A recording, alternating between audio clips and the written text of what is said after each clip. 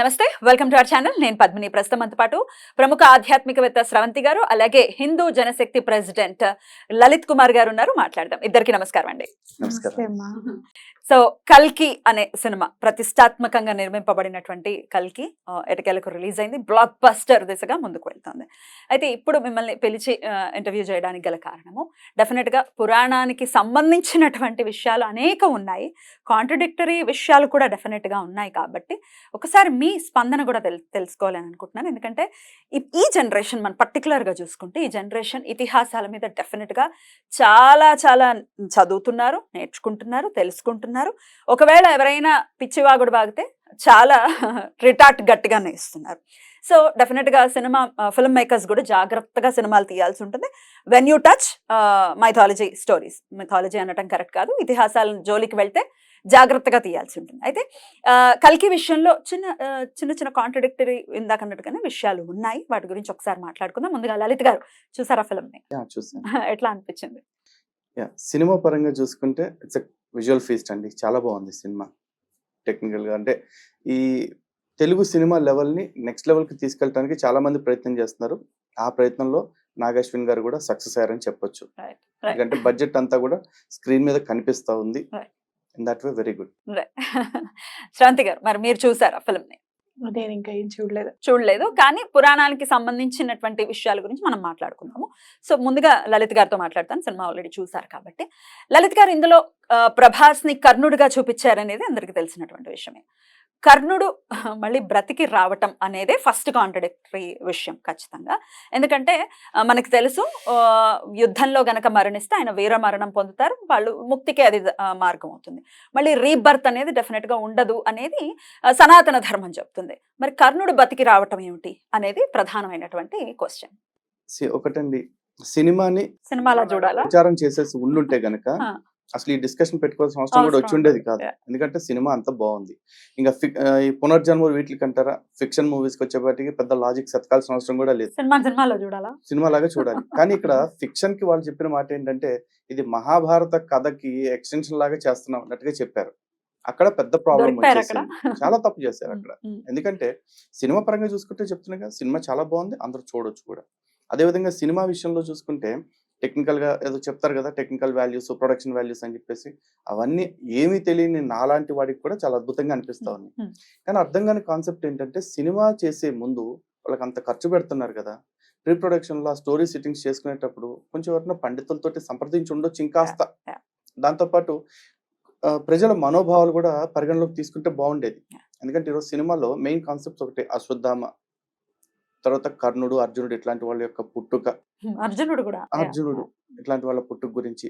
ఇక మూడోది శంబల నగరం గురించి. ఇక్కడ నాకు అర్థం కానిది ఏంటంటే, శంబల నగరంలో కాన్సెప్ట్ బాగా అభ్యంతరకరంగా అనిపించింది మాకు. ఏంటండి? శంబలలోకి వెళ్తే శంబల నగరం మొత్తానికి లీడ్ చేస్తున్న ఒక లేడీ ఉంటారు, శోభన గారు. ఆవిడ పేరు మరియమ్మ.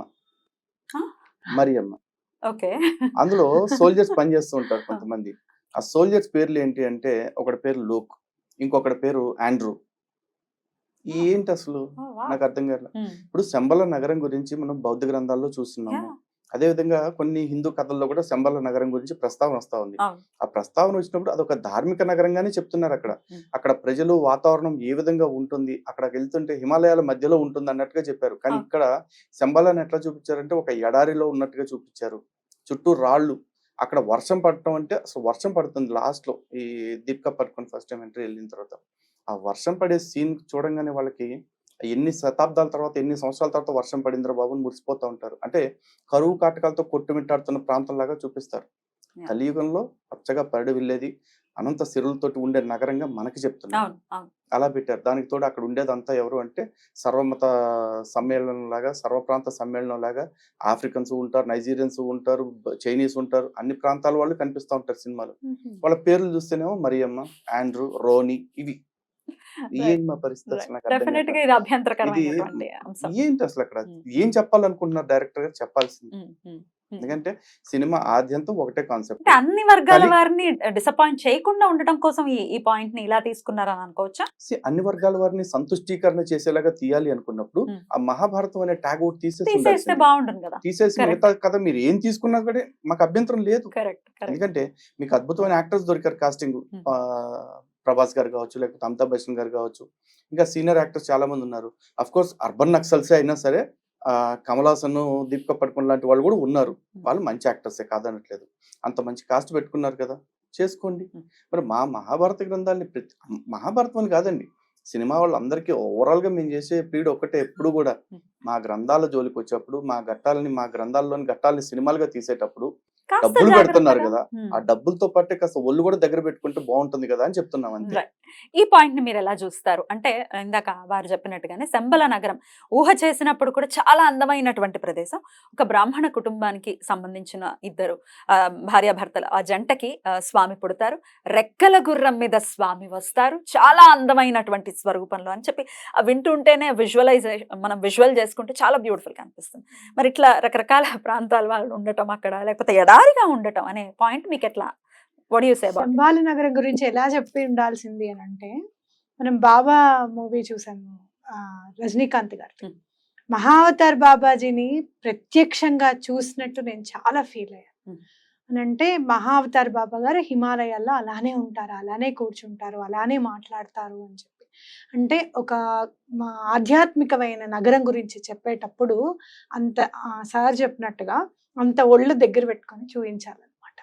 బాబా మూవీ ఏమన్నా ఆర్థికంగా ఏమన్నా వెనుకబడిపోయిందేమో కానీ ఆధ్యాత్మికంగా చాలా మందికి క్రియాయోగా తరఫు వైపు నడిచేటట్టుగా చేసింది ఆ సినిమా. అంటే ఇప్పుడు సార్ చెప్పినట్టుగా విజువల్ ఫీస్ట్ ఎలానో ఆధ్యాత్మికంగా ఉన్నతి పొందే వాళ్ళందరికీ కూడా అదొక మార్గం అయింది అని మనం చెప్పొచ్చు. అలా శంబాల నగరం గురించి కూడా అలా చెప్పి ఉండాల్సింది, ఇలా ఎడారిగా ఉన్నట్టుగా కాదు. మనకి శ్రీపాద శ్రీవల్లభుల గురించి మనం మాట్లాడుతున్నప్పుడు ఒకళ్ళు తీసుకుని వచ్చి మనకి బుక్ ఇచ్చారు, గుర్తుందా మీకు?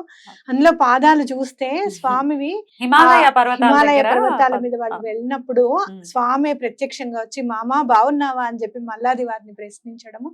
ఆ పాదాలు వాళ్ళు ఫోటో తీసుకుంటాము, చిత్రపటంగా పెట్టుకుంటాము అని అంటే, సరే తీసుకోండి, ప్రింట్ చేసిన తర్వాత మాత్రం కృష్ణా నదిలో కలిపేసేయండి ఫోటోని అని చెప్పి ఉండడం.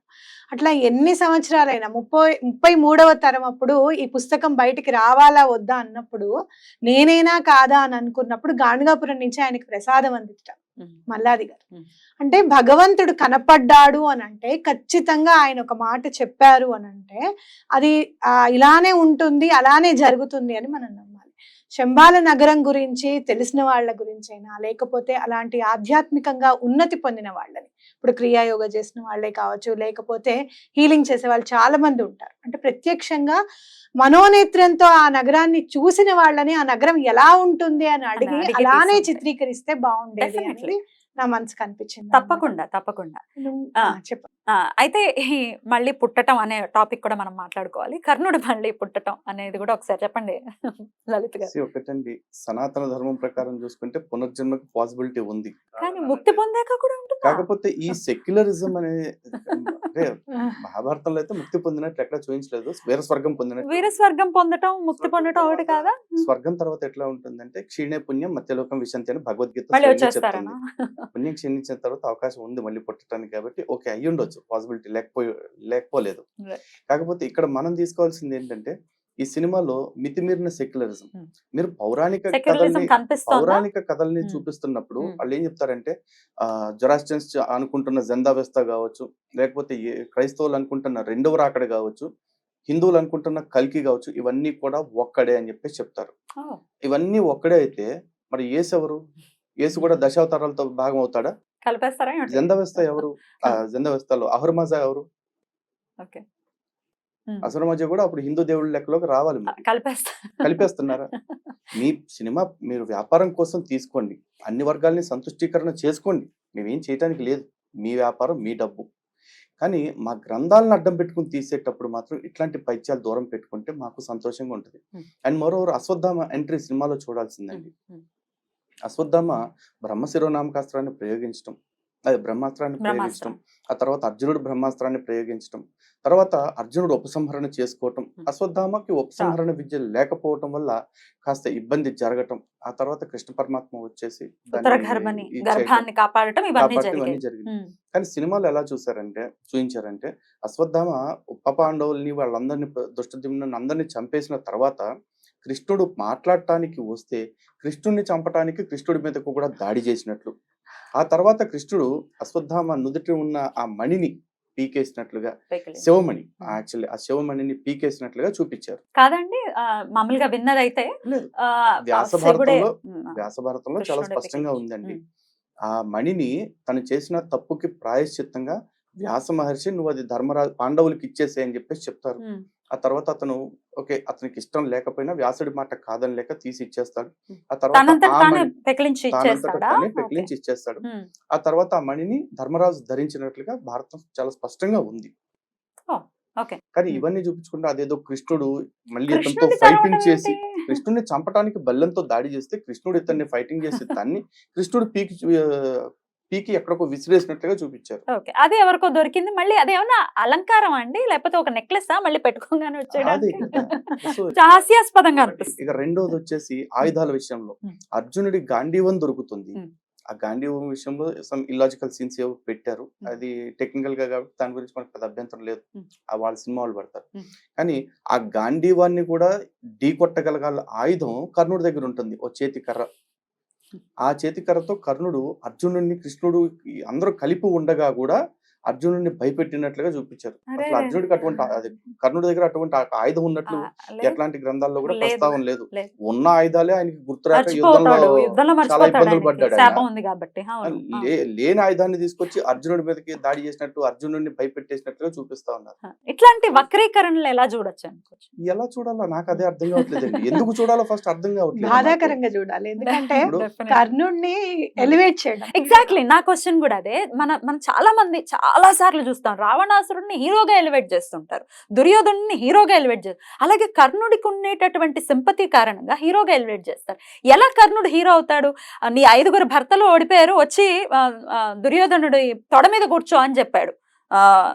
ఎలా హీరో అవుతాడు అసలు కర్ణుడు? చాలా ఇంకా మహాభారతానికి మూలం ఏంటి? మహాభారత కురుక్షేత్ర యుద్ధానికంటే ద్రౌపదికి జరిగిన అవమానం. ద్రౌపదికి జరిగిన అవమానంలో దుశ్శాసనుడు జుట్టు పట్టుకుని ఈడ్చుకొచ్చాడు, తర్వాత కొంగు పట్టుకుని ఈడ్చుకొచ్చాడు. తర్వాత దుర్యోధనుడు దాసిగా చేయమన్నాడు ధృతరాష్ట్రుడి అంతఃపురంలో. శకుని దాన్ని చూసి సంతోషించాడు, ఇదంతా జరగటానికి కారణమయ్యాడు. కానీ అసలు వస్త్రాపహరణం అనే ఆలోచన చేసింది కర్ణుడే. ఆ వస్త్రాన్ని తొలగించు అని చెప్పేసి దుశ్శాసనుడికి ఆజ్ఞించింది కర్ణుడు. ఎలా హీరో అవుతాడు? ఎట్లా హీరో అయ్యాడు మరి వాళ్ళే చెప్పాలి. అక్క మీరు చెప్పండి. ఇట్లాంటి విలన్లని హీరోగా ఎలివేట్ చేశారు. గ్రంథంలో వీళ్ళకి కావాల్సిన పార్ట్ మాత్రమే చదువుతున్నారండి. దాని కాంటెక్స్ట్ ఏంటి, దాని తర్వాత పూర్వపరాలు ఏంటి అనేది చూడట్లేదు. వీళ్ళకి కావాల్సినది చదివినా ఆ మామూలు చదువులోనే మనకు అర్థమైపోతుంది కర్ణుడు హీరో కాదు అని. డెఫినెట్లీ అర్థమైపోతుంది. ఎందుకనంటే కర్ణుడి క్యారెక్టర్ ప్రొఫెషన్ ని పర్సనల్ ని ఒకటిగానే తీసుకున్నాడు. పర్సనల్ గా తల్లి వదిలేసిందన్న కోపాన్ని ప్రొఫెషనల్ గా తను ఒక అధికారాల్లోకి వచ్చినప్పుడు ఆ ప్రొఫెషన్ ఆ అధికారాన్ని అవతల వాళ్ళ మీద అంటే కోపాన్ని జయించడం, అంటే వాళ్ళని హీనంగా చూసే దాని మీద ఎక్కువగా ఎలివేట్ చేసుకోగలిగాడు. అంటే కరెక్ట్ గా క్లారిటీ లేదు అతని క్యారెక్టర్. అది కాదు దాతగాను, ఒక స్నేహితుడుగాను, ఒక హీరోగాను చాలా మంది చూపిస్తా ఉంటారు. సింపతి ప్లే చేస్తుందండి. అన్నిటికంటే కూడా ఫస్ట్ ఆఫ్ ఆల్ అర్థం చేసుకోవాల్సింది అంటే కర్ణుడు ఫస్ట్ ఆఫ్ ఆల్ ఒక పెయిడ్ ఆర్టిస్ట్. తనకి రాజ్య పట్టాభిషేకం చేసిన కారణంగా దుర్యోధనుడు చేస్తున్న తప్పులతో సహా ప్రతిదాన్ని సైలెంట్ గా భరిస్తూ, తనకి సంపదను ఇచ్చాడు కాబట్టి తను ఏం చేసినా పర్లేదని ప్రతి అరాచకానికి ఒత్తాసు పలికిన ఒక స్వార్థపరుడు కర్ణుడు. కానీ చాలా సార్లు వదిలేసి కూడా వెళ్ళిపోయాడు కదా. చాలా చోట్ల కర్ణుడు దాత అని చెప్పేసి అంటారు. ఎవరు దాత? తనకు ఉన్నదంతా దానం చేయలే, తనకు వచ్చిన దానిలోంచి దానం చేశాడు. దుర్యోధనుడు తనకి ఇచ్చిన దానిలోంచి కొంత దానం చేశాడు. కానీ కవచ కుండలాలు దానం చేసేసాడు కాబట్టి అది గొప్ప దానం అని చెప్పేసి అంటారు. ఓకే, గొప్ప దానమే. అది ఎప్పటికి దానం అంటే తన ప్రాణాలు పోతాయని తెలిసినా సరే తన దానం ఇచ్చాడు. తన కవచ కుండలాల్ని అడిగిన దానికి కాదనకుండా. కానీ వెంటనే మళ్ళీ ఇంద్రుడు ఆ మారువేషంలో ఉండి నీకేం కావాలి అంటే నాకు శక్తి ఆయుధాన్ని ఇవ్వు అని అడిగి తీసుకున్నాడు. ప్రత్యుపకారం వెంటనే తీసుకున్నాడు. నా సినిమాల్లో చూపించినట్లు, ఇది పాత సినిమాల్లో పెద్ద ఎన్టీఆర్ సినిమాల్లో చూపించినట్లు నాకేమి వద్దు అంటే బలవంతంగా ఇంద్రుడి చేతిలో పెట్టేసి పోలా, నాకు కావాలి అని అడిగి తీసుకున్నాడు. ఇవన్నీ సినిమా వాళ్ళు వాళ్ళకి తోచిన విధంగా చూపించేస్తున్నారు. దానవీర సూరకర్ణ సినిమాలో చూసినా కూడా మనకేమనిపిస్తుందో తెలుసా, అయ్యో ఇంత మంచి బుద్ధి ఉన్న వాడికి బుద్ధి చెప్పేవాడు లేకపోయాడే అని ఖచ్చితంగా సింపతి ప్లే చేస్తుంది. ఈ పాయింట్ లో కుంతిని తిడుతూ ఉంటారండి. దాన్ని ఆరుగురు కౌరవుల్లో వికర్ణుడు అనే అతను లేచి ఇది జరుగుతుంది, correct తప్పు కాదు వస్త్రాపరణ చెయ్యకూడదు అంటే కూడా ఉమ్. నువ్వు కులంలో చెడబుట్టావు, నువ్వు బయటకు పో అని చెప్పేసి కర్ణుడు బెదిరించాడు. సొంత అన్న కూడా మాట్లాడలేదు, కానీ కర్ణుడు చెప్పాడు వికర్ణుడిని నువ్వు మాట్లాడేది తప్పు అని. కర్ణుడి క్యారెక్టర్ విషయంలో డెఫినెట్ గా కుంతీదేవి చాలా ఇప్పటికీ మాటలు పడుతున్నటువంటి పరిస్థితి ఉంది. ఆవిడ వల్లనే ఇవంతా జరిగింది అని ఈ అంశాన్ని ఎలా చూడొచ్చు? ఒకటండి, అప్పటికున్న పరిస్థితి మన సనాతన ధర్మం ప్రకారం ఏది జరిగినా కర్మానుసారమే జరుగుతూ ఉంది. ఉమ్. కర్ణుడు అలాగే పుట్టాలి అనేది కూడా ఒక విధే. ఎందుకంటే కర్ణుడు అనే జన్మ ఎవరు, చాలా మంది కర్ణుడు కర్ణుడు అంటారు, కానీ కర్ణుడు అనే పేరు ఎప్పుడు వచ్చింది అతనికి? మహాభారత గ్రంథం మీరు చదివితే గనక ఆ కర్ణ అనే పేరు తనకి ఎక్కడొస్తుంది అంటే ఆ కర్ణకుండలాలు కవచాలు ఎప్పుడైతే దానం ఇచ్చాడో అప్పటి నుంచే కర్ణుడు. అంతకు ముందంతా కూడా వసుసేనుడు అతని పేరు, వసుసేనుడు. ఆ పెట్టిన పేరు, పిలిచిన పేరు కూడా అదే. ఆ తర్వాత ఈ వైకర్తనుడు, కర్ణుడు, ఈ రెండు పేర్లు వచ్చాయి. సూర్యుడు కుమారుడు కాబట్టి వైకర్తనుడు అని చెప్పేసి, ఈ కవచకుండలాలు దానం ఇచ్చాడు కాబట్టి కర్ణుడు అని చెప్పేసి. కానీ మనకి స్టైల్ గా దానవీర సూరకర్ణ చెప్పుకోవటానికి బాగుంది కదా టైటిల్, కర్ణ అని అందరూ వాడేస్తా ఉంటారు. ఇంకా అభ్యంతరకరమైన పాయింట్స్ ఏ ఉన్నాయి సినిమాలో మీరు అబ్జర్వ్ చేశారు? మేజర్ గా అయితే ఇవేనండి. పురాణాల విషయంలో వక్రీకరించింది మాకు అభ్యంతరకరంగా ఉంది. అభ్యంతరకరం ఏంటి, ఇప్పుడు నాగశ్విన్ గారు ఒక్కళ్ళే చేస్తుంటుంటే మాకు ఏదో ఒకసారి పొరపాటు జరిగింది కాబట్టి నెక్స్ట్ టైం రిపీట్ అవ్వకుండా చూసుకోండి అని చెప్పొచ్చు. అరే ఆది నుంచి ఆనాటి ఎన్టీఆర్ నుంచి ఈనాటి నాగశ్విన్ దాకా ప్రతి ఒక్కళ్ళు కూడా. కాకపోతే మాకు ఇంకా బాధాకరమైన విషయం ఏంటంటే మన చారిత్రక సంపదగా చెప్పుకునే పురాణాలు, ఇతిహాసాలని వక్రీకరిస్తున్నారా బాబు అని చెప్తుంటే, మా హీరో చేసినప్పుడే మీకు కనపడిందా, మీ హీరోలు ఎవరైనా చేస్తే కనపడదా అంటూ రెట్టమొత్తంగా క్వశ్చన్స్ చేస్తూ ఉంటారు. అలాంటి వాళ్ళని చూసినప్పుడు ఇంకా బాధ అనిపిస్తుంది. నా హీరో ఏంటి, నీ హీరో ఏంటి? అరే మనందరికీ హీరో రాముడు కృష్ణుడు, మనందరికీ హీరోలు రాముడు కృష్ణుడు. ఎందుకంటే ఈ రోజు మనకేదన్నా కష్టం వచ్చిందంటే సినిమా యాక్టర్ ఇంటి ముందుకు వెళ్ళిపోయి నాకు కష్టం వచ్చింది స్వామి నీకు అభిషేకం చేస్తా, నా కష్టం పోగొట్టని మనం అడుక్కోం. ఆ హీరోకి కూడా కష్టం వస్తే మూసుకుని అదే గుడికి వచ్చి ఆ దేవుడికి దండం పెట్టుకుని అడుక్కుంటాడు. కానీ మనం దేవుళ్ళ కంటే కూడా నటులకి ఎక్కువ బానిసత్వం అయిపోతుంది, అందుకని మాకు నచ్చట్లేదు. ఇదే హీరో గురించి మాట్లాడుకుంటే లాస్ట్ టైం కూడా మనం చూసాము ఆదిపురుష్ అనే సినిమాలో కూడా అత్యంత చాలా అభ్యంతరకరమైన విషయాలు చాలా ఉన్నాయి. ఆ సినిమాలో కూడా రావణాసురుడు సురమా పెట్టుకోవటం విషయం అవ్వచ్చు, స్లీవ్లెస్ సీత అనుకోవచ్చు, ఇట్లా చాలా. ఏమిటి ప్రభాస్ ఏమి జాగ్రత్తలు తీసుకోవట్లేదా, అవగాహన రాహిత్యం ఉంది అని అనుకోవచ్చా ఏంటి ప్రభాస్ పాత్ర? ఒకసారి చెప్పండి. కొంతమంది హీరోలు ఎట్లా ఉంటారంటే ఒక్కసారి సినిమా కమిట్ అయిన తర్వాత టెక్నీషియన్స్ లేదా డైరెక్టర్ ఎవరైతే ఉంటారో ఆయన ఏం చెప్తే అదే అన్నట్లుగా వెళ్ళిపోతూ ఉంటారండి. అట్లా చెత్త సినిమాలు చేసిన హీరోలు చాలా మంది ఉన్నారు, తర్వాత రిగ్రెట్ అవుతున్న వాళ్ళు ఉన్నారు. కానీ ఇంత భారీ స్థాయిలో యావత్ దేశం కాదు ప్రపంచం అంతా చూస్తుంది. ప్రభాస్ కావచ్చు, కొంతమంది కావచ్చు, హీరోలు ఏం చేస్తుంటారంటే సినిమాలో వాళ్ళ పాత్ర ఏమిటి, వాళ్ళ పాత్ర నిడివి ఎంత, దానికి మనం ఏ విధంగా న్యాయం చేయొచ్చు అని మాత్రం ఆలోచిస్తుంటారు. కాబట్టి ఇక్కడ అన్ని చోట్ల నటుల్ని మనం తప్పు పట్టలేము. కానీ బాధ్యత లేదా పురాణాల విషయంలోకి వెళ్ళినప్పుడు? మిమ్మల్ని మధ్యలో వచ్చాను మీరు అనుకోవద్దు, నేను మామూలుగా చదివింది మిస్టర్ పర్ఫెక్ట్ సినిమా వచ్చినప్పుడు ఈ సినిమా అసలు సంవత్సరం క్రితమే రిలీజ్ అవ్వాలి, కానీ నేను కథని చెప్పినప్పుడు ప్రభాస్ గారికి ఇది కొంచెం లేడీ ఓరియంటెడ్ గా ఉంది, దీన్ని కొంచెం హీరో ఓరియంటెడ్ గా చేసుకొని రండి, నేను తప్పకుండా చేస్తానని చెప్పడం జరిగింది. ఆ తర్వాత ఆయన మార్చడం జరిగింది, ఆయన సినిమా చేయడం జరిగింది, హిట్ అవడం జరిగింది. మరి దాంట్లో చెప్పింది, దీంట్లో ఎందుకు ఆ స్టోరీకి అవగాహన ఉంది కానీ పురాణాల్లో అవగాహన లేదు అనుకోవాలి. ఒకటి అవగాహన, రెండు కమిట్మెంట్ అండి. ఇప్పుడు స్టోరీ కమిట్ అవటానికి ముందు 100 మార్కులు చెప్పొచ్చు, 1000 మార్కులు చెప్పొచ్చు, లేదా అసలు స్టోరీనే మార్చేయమని కూడా అడగొచ్చు. వన్స్ కమిట్ అయిన తర్వాత కొంతమంది, ఇప్పుడు బాలకృష్ణ విషయంలోనే చూసుకోండి, హీరో ఆయన సినిమాల్లో కూడా మనం చూస్తూ ఉంటాము చాలా అసలు అబ్సర్డ్ సీన్స్ అన్ని పెడతా ఉంటారు. ఆ బ్రహ్మనాయుడులో చూడండి తొడగొడితే రైలు వెళ్ళిపోవటం అట్లాంటివి. ఈ మధ్య రీసెంట్ గా ఆయనే రిగ్రెట్ అవుతున్నారు, ఆ సీన్ ఎందుకు చేశానో తెలియదు అని చెప్పేసి. ఆ నిమిషానికి డైరెక్టర్ చెప్పింది చేయటం మా బాధ్యత అనుకుని చేసేస్తారు వాళ్ళు. సార్ ఇంత పెద్ద సినిమాలో, ఇంత పెద్ద సినిమా, ఇంత వైడ్ రేంజ్ లాగా మీరు కూడా ఒకసారి చెప్పండి, ఇంత వైడ్ రేంజ్ లో ఇందాక అన్నట్టుగా యావత్ ప్రపంచం చూస్తోంది. మహాభారతం అనేది ఏదో మనకు సంబంధించింది మాత్రమే కాదు, దేశ విదేశాల్లో కూడా దీని గురించి అసలు కొన్ని యూనివర్సిటీల్లో దీనికి సంబంధించి ఒక సబ్జెక్ట్ కూడా ఉంది. రామాయణం కానీ మహాభారతం కానీ సబ్జెక్ట్స్ కూడా ఉన్నాయి. అంతే డెఫినెట్ గా ఎంతో హాస్యాస్పదంగా మారేటటువంటి పరిస్థితి ఉంటుంది ఒకవేళ మీరు అన్నట్టుగా జాగ్రత్తగా సినిమా తీయకపోతే. మరి లాస్ట్ టైం కూడా ప్రభాస్, మనం కూడా మాట్లాడుకున్నాం ఆదిపురుష్ సమయంలో ఇలాగే సీతాదేవిని అంత ఎక్స్పోజింగ్ చేస్తూ ఆ కళ్ళని చూడలేకపోయాం అసలు జనరల్ గా. మరి ప్రభాస్ జాగ్రత్త తీసుకోకుండా ఉండటాన్ని ఎలా చూడొచ్చు? అది అంటే దాని మీద ఇంట్రెస్ట్ లేకపోవడం అని అనిపిస్తుంది. అంటే నాకు తెలియని సబ్జెక్ట్ గురించి నేను తెలుసుకోవాల్సిన అవసరం లేదు అనే దృక్పథం అనేది ఖచ్చితంగా కనపడుతుంది. ఎందుకంటే ఏదైనా ఒక సినిమా ఉంది, ఆదిపురుష్ వల్ల ఆయన నేర్చుకోవాల్సిందే. అయ్యో అప్పుడు నేను తప్పు చేశాను, ఇప్పుడు ఇలా కాదు, దీని గురించి ఏంటి అనేది తెలుసుకోవాల్సింది. అండ్ మోరోవర్ సనాతన సాంప్రదాయాన్ని గురించి తెలుసుకోవాలి అని అంటే చాగంటి గారు కానివ్వు, లేకపోతే గరికపాటి గారు కానివ్వు, అలాంటి ప్రవచనాలు వినున్నా కనీసం మహాభారతం గురించి కొంచెం టైం వెచ్చించి వినున్నా ఆయనకు అవగాహన వచ్చేది. అంటే చేస్తున్న సినిమా పైన ఒక దృక్పథం అనేది ఏర్పరచుకోవాలి ఎవరైనా కూడా, ఆయననే కాదు ఎవరైనా కూడా. అందులో సనాతన సాంప్రదాయాన్ని మనం ఇట్లా రామాయణం మహాభారతం అనేవి టచ్ చేసేటప్పుడు అసలు ఏం చేస్తున్నాము అనేది కరెక్ట్ గా తెలుసుకోవాలి అనేది నా అభిప్రాయం. ఇలాంటి సినిమాలు తీసేటప్పుడు అయితే ఖచ్చితంగా ప్రవచనకర్తల మాటలు కూడా కాదండి, మూల గ్రంథానికి వెళ్లాల్సిందే. అది అర్థం కానప్పుడు మరి సరళంగా ఉండే ఏ ప్రవచనం అయినా వినాల్సి ఉంటుంది అర్థం కదా. చేసుకోవాల్సింది. ఇప్పుడు చాగంటి వారు ఉన్నాయి, అవి అన్ని అర్థం నేను చెప్తున్నా కదా, ప్రవచనకర్తల పేర్లు నేను ఇప్పుడైతే మెన్షన్ చేయట్లేదు, కానీ ప్రవచనకర్తలు కూడా కొన్ని ప్రవచనాలు రక్తి కట్టించడం కోసం, ప్రేక్షకులకు అందరికీ నచ్చేలాగా చెప్పడం కోసం కొన్ని మిళితం చేస్తూ ఉంటారు. ప్రవచనాలు కూడా కాదు, మీరు మూలానికి వెళ్లాల్సిందే. ఎందుకంటే సినిమా అనేది చాలా పవర్ఫుల్ మాధ్యమం. సినిమా కారణంగా మంచి జరుగుతుంది, అదే సినిమా కారణంగా చెడు జరుగుతుంది.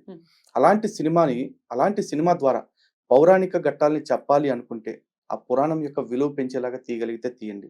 లేదంటే దయచేసి అందరికి చేతులు జోడించి చెప్తున్నాము, మీరు పౌరాణికలు తీయకండి, మాకు అబ్జెక్షన్ కూడా లేదు. ఇక కలిపురుషుడు క్యారెక్టర్ కూడా ఈ సినిమాలో ఉండటం జరిగింది. కమల్ హాసన్ గారు ప్లే చేసినటువంటి ఆ క్యారెక్టర్. అయితే కలిపురుషుడు శక్తిని పుంజుకోవటం కోసం రకరకాల పన్నాగాలు చేయటం, కలికి పుట్టకుండా ఉండడానికి ప్రయత్నించటం, కలికి అంత అవసరం ఉందంటారా?